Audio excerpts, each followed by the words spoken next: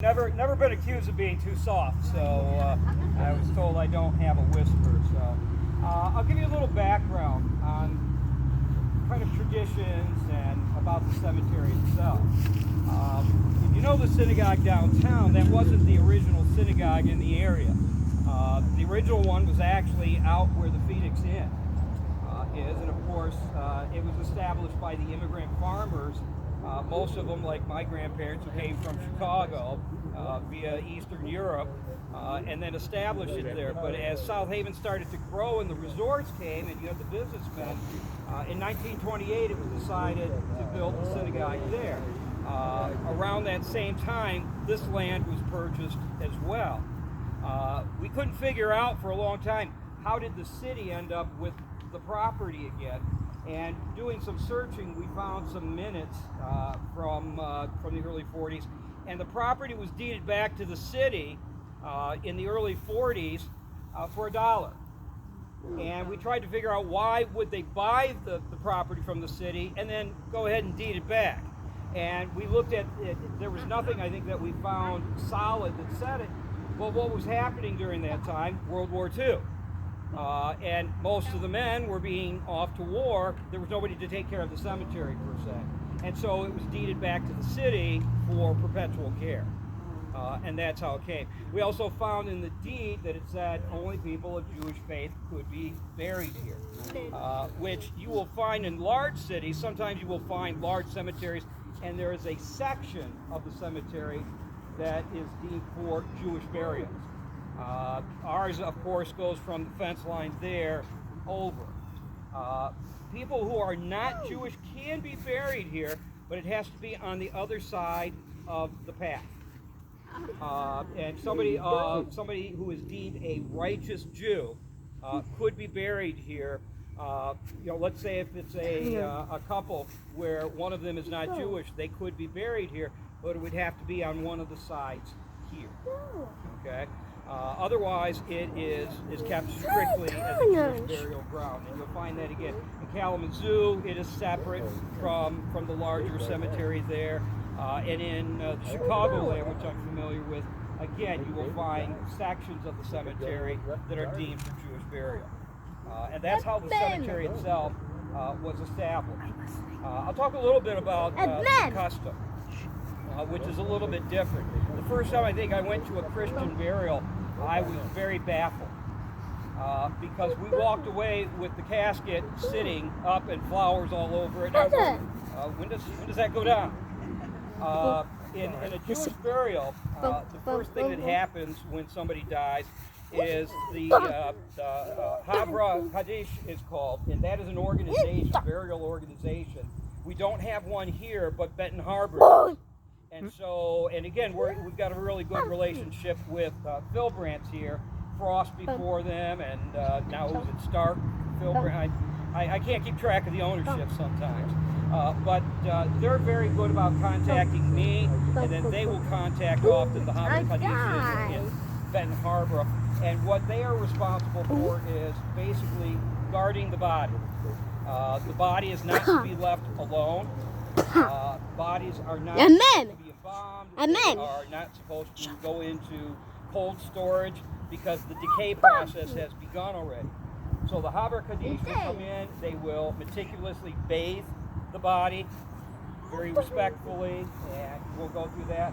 And then traditionally again, the body is covered in a shroud, a very simple white shroud. That's not to say that some people don't bury in other clothing. So when I'm talking about it, it's more the tradition.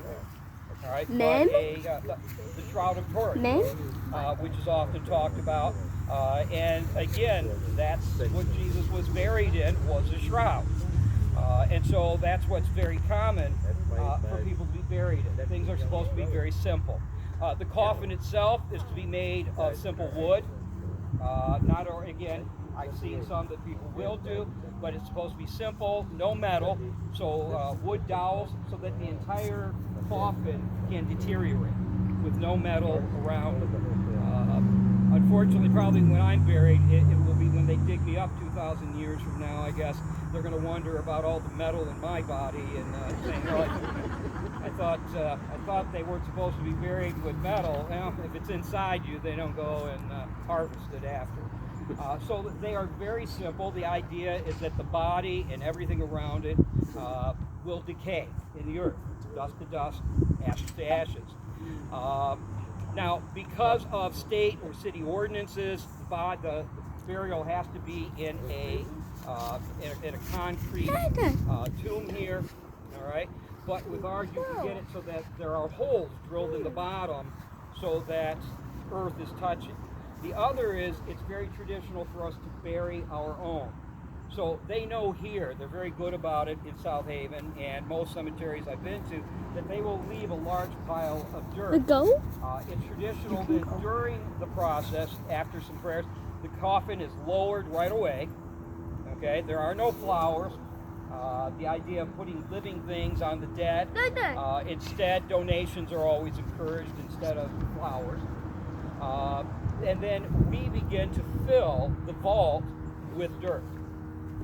Some people will get sand from Israel, and a packet of sand from Israel will be dumped in that. The idea is that the dirt touching the coffin and all touches the dirt around. So even before the vault lid is put on, we have to leave at least a little trail of dirt that will touch the earth here, so it's always in contact with that. It's traditional for everybody there, starting with family and friends, for us to put 3 shovels of dirt in. And some people will use the back of the shovel because while it's our duty to fill it, it's also a regret that we have to do that, and therefore using the back of the shovel sometimes, some will do. Again, it depends on individuals. Some people don't like the idea of shoveling it. You don't have to. Also, until it is completely covered, somebody must be present at the grave until it is completely filled. And that's either the person performing the ceremony, which again, could be a rabbi, could be a cantor, doesn't have to be. However, it should be somebody who speaks a little bit of Hebrew. There are a handful of prayers. Most Jewish ceremonies are very short, and that's including the funeral. There's a prayer for coming onto the cemetery. There are a couple that must be done over the dead. The family usually recites the Kaddish, which are, again, prayers that are praising God and the acknowledgement of life and death. And once that's said, that's it. You can plan anything else you want to. Eulogies can be said, and again, sometimes it's the rabbi, sometimes it's family members. It's like any other funeral. It's really up to the individuals who are performing it. Once the grave is completely filled in, then again, most people will leave, and they will usually go to the family home or a restaurant or something. So food is an important part of every Jewish ceremony. I've often said the reason that there are so many Jewish holidays is, every time we're persecuted, we rise up, we kick their butts, let's go eat. And that's usually how things go with that. And so afterwards, for 7 days, you sit Shiva. And that's, again, people will show up at the house. A small ceremony is done each night. And again, food is usually brought for the family. There's often enough food for an army to eat, but it should be for the family so they don't have to think about that. If you've been to homes afterwards, you'll see that mirrors are covered because you're not to think about your own image and yourself, but to think about the person who has died. And that's usually it. Now again, some people will sit for 3 days, some 7, the traditional. A Yortzeit candle is lit that will burn that entire time. And then every year, on the anniversary of the death, on their Hebrew date, Yortzeit is said for those who have died. I still remember a poster in my uncle's basement when I was a little kid that said, "Who will say Yisker for me?" Once family members are gone. So I find that I say it for most of my family members. My aunts and uncles are gone. My parents are gone, and so I look at the Yortzeit dates for them. And so, again, it's traditional to get together, a minyan, 10 people together. In an Orthodox one, 10 men. In Reform and Conservative, egalitarian, 10 people. get together. But again, it can be said by an individual. It's again a way of honoring the dead. And that's most of the traditions I think of. When you leave the cemetery, you're supposed to wash your hands before you enter anywhere else. I'm trying to think of other things that I may have left out here. While there are cremations with Jews, Jews go by the body is to be very whole. At one point, organ donation was discouraged, and now even in the Orthodox, it is accepted. Again, the idea of being very whole, and so I switched over to being an organ donor because now it's okay. Supposedly, if you have tattoos, you can't be buried in a Jewish cemetery. Yeah, I know. I see some distressed faces. Okay. Piercings are also something, not supposed to alter the body, that type of thing.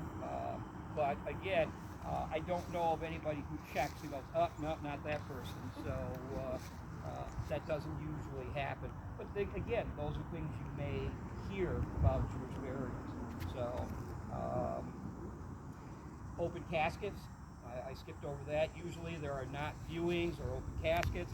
Again, the idea of to remember the person the way that he or she was, and not in that unnatural looking state of it. I remember the first time as a kid viewing a body that way and going, okay, that's not. They don't look real. And so there are some that I could say even as a kid, I wish I had not seen. I would like to have remembered them the way that they were in life. And so that's part of that idea. I think that pretty much covers the traditional types of things.